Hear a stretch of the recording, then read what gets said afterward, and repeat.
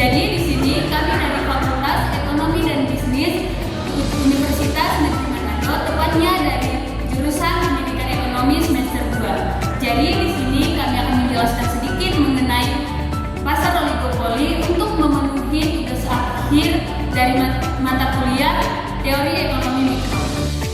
Jadi di sini kita akan membahas sedikit mengenai pasar oligopoli. Nah, adapun pengertian dari pasar oligopoli yaitu pasar oligopoli adalah bentuk pasar di mana hanya terdapat beberapa produsen atau penjual yang menguasai sebagian besar pangsa pasar suatu jenis barang atau jasa. Nah, dalam pasar ini setiap perusahaan itu memiliki pengaruh yang cukup besar karena di pasar ini hanya ada sedikit pesaing. Baiklah, selanjutnya kita akan membahas mengenai ciri-ciri pasar oligopoli. Nah, adapun ciri-ciri dari pasar oligopoli ini adalah yang pertama itu jumlah penjual sedikit. Biasanya jumlah penjual itu hanya terdiri dari beberapa perusahaan besar. Selanjutnya yang kedua, barang yang dijual bisa homogen atau terdiferensiasi.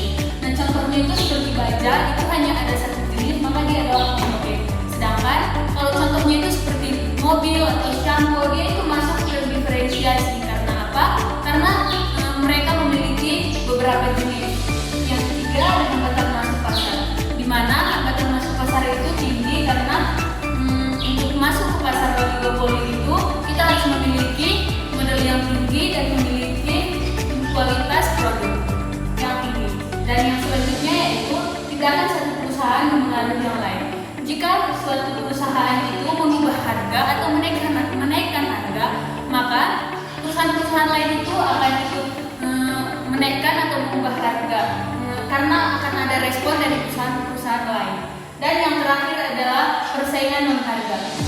Biasa mereka itu bersaing melalui iklan-iklan seperti iklan di sosial media. Baiklah, saya akan membahas tentang kelebihan dari pasar oligopoli.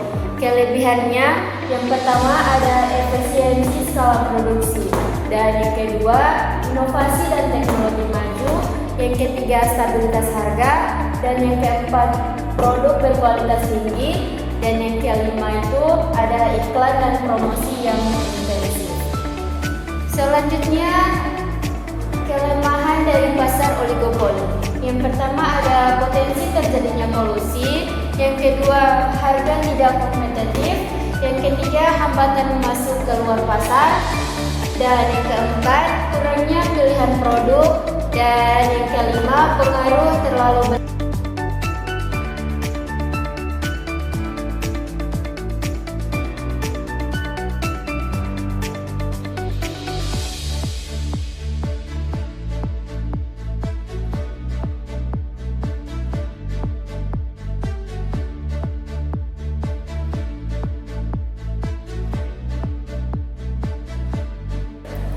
Selanjutnya ada beberapa contoh pasar oligopoli, diantaranya ada industri telekomunikasi, contohnya ada Telkomsel, Indosat, dan XL. Dan yang kedua ada industri otomotif, contohnya Toyota, Honda. Dan yang ketiga ada industri semen, contohnya ada Semen Indonesia dan Indosemen. Dan yang keempat ada smartphone, contohnya ada Samsung, Xiaomi, Oppo, dan Vivo. Baiklah, perlu kita ketahui bahwa di pasar oligopoli itu bentuk rupanya adalah seperti ini, di mana P yaitu price dan Q yaitu quantity. Nah, untuk itu, untuk demandnya yaitu bergerak dari kiri atas ke kanan bawah, dan juga marginal revenue atau tambahan penerimaan itu bergerak dari kiri atas ke kanan bawah. Sedangkan untuk marginal cost-nya atau tambahan biaya itu bergerak dari kiri bawah ke kanan atas. Dan untuk AC atau overhead cost atau biaya rata-rata itu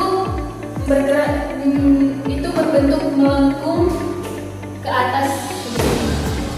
Baiklah, itu dia penjelasan singkat mengenai materi kami yaitu pasar oligopoli. Kiranya video ini dapat bermanfaat bagi kita semua, dan jika ada salah kata atau pengucapan dari kami mohon maaf.